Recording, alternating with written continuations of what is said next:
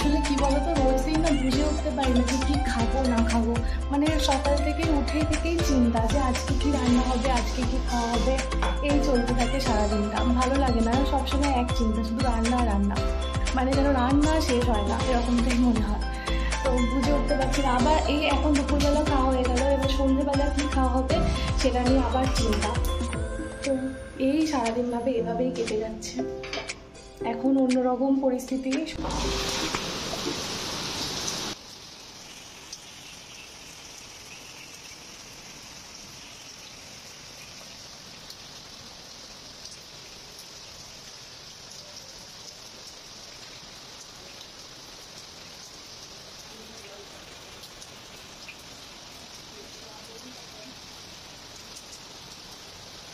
উত্তরপ্রদেশে এসে এই প্রথম এত বৃষ্টি দেখছি, আর মনটা এত ভালো লাগছে কি বলবো।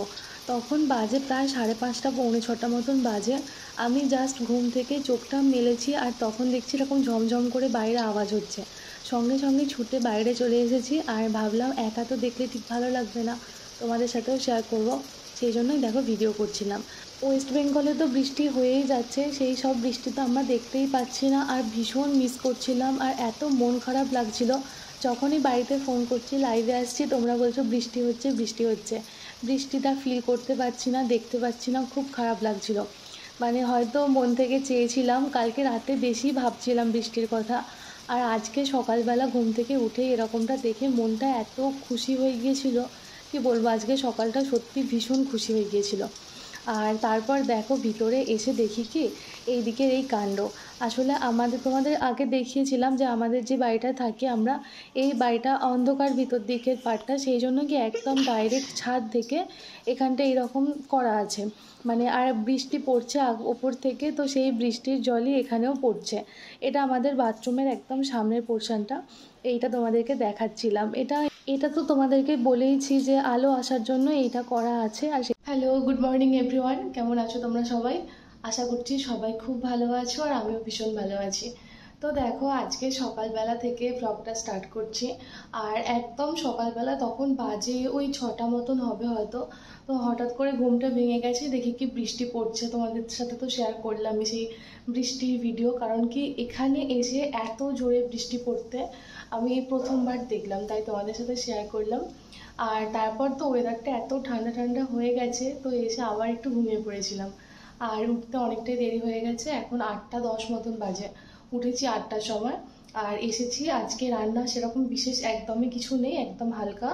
এই যে ভাত বসিয়ে দিয়েছি, আর রুটি করব, এরপর রুটি আর ঢেঁড়স ভাজা করব।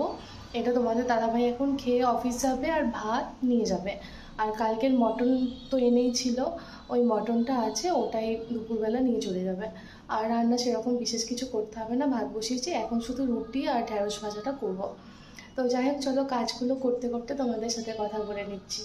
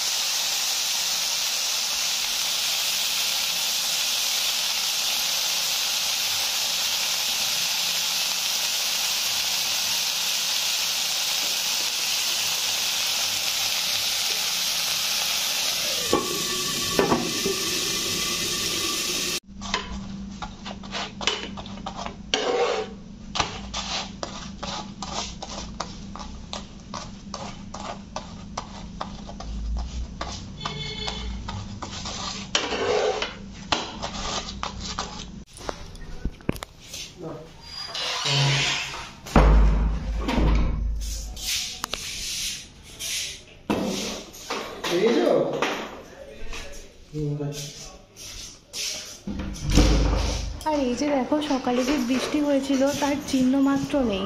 তোমাদের দাদাভাইকে বলছি যে সকালবেলা বৃষ্টি হয়েছিল, তো বিশ্বাসই করতে চাইছিল না। শুধুমাত্র আবহাওয়াটা খুব সুন্দর ছিল, ঠান্ডা ঠান্ডা ওয়েদার ছিল, এটা দেখে বুঝলো যে না হয়তো বৃষ্টি হয়েছে, এই জন্য ওয়েদারটা এতটা ঠান্ডা। আর নয়তো বা রাস্তাঘাট পুরো শুকনো কাঠ একদম হয়ে গেছে, মানে সঙ্গে সঙ্গে রোদটা ওঠার সাথে সাথে না সব একদম শুকিয়ে গেছে আর কি। আর এখানে তো এমনি ভীষণ মানে হয়, যার জন্য মানে জল শুকিয়ে যায় খুব তাড়াতাড়ি। তো এই আর কি, তোমাদের দাদাভাইও আজকে মানে বলছে যে আজকে ওয়েদারটা বেশ ভালো লাগছে, ঠান্ডা ঠান্ডা লাগছে, বেশ সুন্দর লাগছিল সেই সময়টা। আর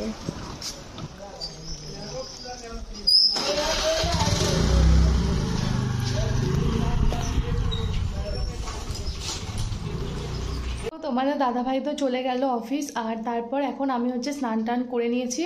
আর তো রোজ কাজ যেরকম যা কাজ থাকে, স্নান করা, ঘর গোছানো, আর হচ্ছে পুজো করা, সব কটা কাজ হয়ে গেছে। আর আজকে কি বলতো, সকাল থেকেই না ওয়েদারটা এত সুন্দর লাগছে, আর এই জন্য কোনো যেন কাজ বিশেষ করতে মন চাইছে না, মনে হচ্ছে সারাক্ষণ বসে থাকি। আসলে কি বলতো, প্রত্যেক দিন তো মানে এত গরম থাকে, কিছু ভালো লাগে না, বসতেও ভালো লাগে না।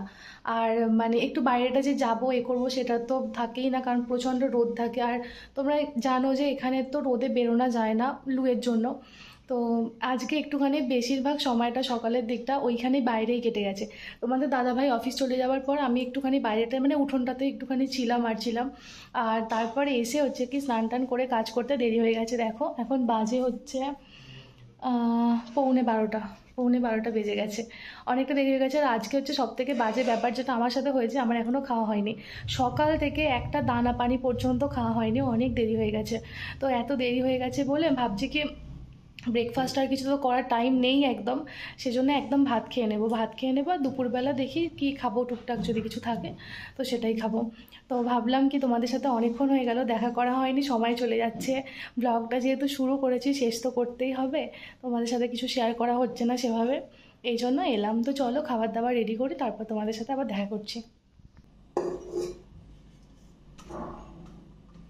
আসলে আমাদের না খাওয়ার রুটিন একদম ঠিক থাকে না, মানে কোন দিন সকালবেলা কি খাচ্ছি, কোন দিন দুপুরে কি খাচ্ছি, রাতে কি খাচ্ছি, কোনো ঠিক থাকে না, রোজ দিন রোজকার মতন হয়ে যাচ্ছে এই আর কি।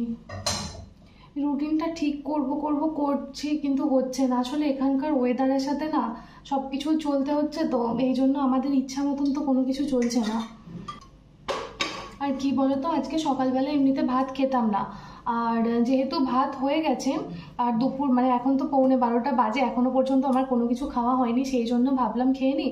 আর মাংসটা না কালকে রাত্রিরে হয়েছে, তো কালকে রাতের মাংস বেশিক্ষণ ভাবছি রাখবো না, রাখলে নষ্ট হয়ে যেতে পারে, তো সেই জন্যই আরও তাড়াতাড়ি করছি খেয়ে নেওয়ার জন্য, মানে দুপুরবেলা তো অন্য কিছু খাওয়া যাবে, মাংসটা যেহেতু কালকের এই জন্য। তো মাংস গরম হয়ে গেছে এই যে, আর ভাতও রেডি করে নিয়েছি, আজকে ভাত, মাংস আর হচ্ছে ঢ্যাঁড়স ভাজা। আসলে কি বলতো, আমাদের সমস্যা হয়ে গেছে এই সপ্তাহে, মাছ খাওয়া হয়নি এই সপ্তাহে একদিনও। কারণ কি তোমরা তো জানো কারণটা, কারণ বলতে কি মানে মাছ তো এখানে কম পাওয়া যায় না, কিনলে একবারে অনেক অনেক কিনতে হয়। এবার সোমবার দিন কি কারণে মাছ হয়নি ঠিক খেয়াল পড়ছে না, মঙ্গলবারও হয়নি, এবার বুধবার দিন যে মাছ আনার কথা হবে না, সোমবার দিন তোমাদের দাদাভাইয়ের শরীরটা খারাপ ছিল, সেই দিন মনে হয় আমরা নর্মাল ছুটিতে বাড়িতেই ছিল, সেই দিন আমরা মনে হয় নর্মাল কিছু খাবার দাবার করেছিলাম। মঙ্গলবার দিনও তো এমনি কিছু খেয়েছিলাম মনে হয়, ঠিক খেয়াল পড়ছে না কি খেয়েছিলাম। এবার বুধবার দিন মাছ আনার কথা হয়েছিল, তো বুধবার দিন আমি বারণ করেছিলাম, কারণ হচ্ছে কি বৃহস্পতিবার যেহেতু দশহরা ছিল মানে কালকে, বললাম একদিন খাবো না, তো মাছ নিয়ে আসার দরকার নেই। আসলে কি বলতো, ফ্রিজে না মাছ রাখা যাচ্ছে না, এখানে তো প্রায় সারা রাত কারেন্টই থাকে না, এবার কারেন্ট না থাকলে খারাপ হয়ে যাবে আর সম্ভাবনা বেশি থাকে, তো এই জন্য মাছ আনতে বারণ করেছিলাম, একদিন দুদিন রাখা যেত না এই জন্য। আর কালকে তো মাংস হলো, রাত্রিবেলা দশহরা ছিল, আর আজকেও যদি মাছ আনা হয় আবার কালকে শনিবার, কালকেও নিরামিষ, এই জন্য মাছ খাওয়াই হচ্ছে না, মানে আনতে বারণ করে দিয়েছি আর কি। আর আবার রবিবারে হয়তো অন্য কিছু হবে, আর তারপর সেই মাছ কিনতে সোমবার, মানে প্রায় এক সপ্তাহ, প্রায় কেন পুরো এক সপ্তাহ বেশি, তাও কম নয় যে মাছ খাইনি। আর আমাদের তো বাঙালিদের জান একটু মাছ ভাত হলেই বেশ খাওয়াটা ভালো হয়, তো মাছ খাওয়াই হচ্ছে না, যখন হয় অনেক অনেক খাওয়া হয়, মানে একদিনে হয়তো 2 পিস 3 পিস করে মাছ খেয়ে নিই, আর যখন হয় না এক সপ্তাহ গোটা মাছ খাওয়া হয় না, এরকমভাবেই হয় আর কি। তো কিছু করার নেই, যেখানে আছি তার সাথে মানে মানিয়ে গুছিয়ে এভাবেই চলতে হবে, সব সময় সব কিছু ইচ্ছা করলেই পাওয়া যাবে না, এটাই।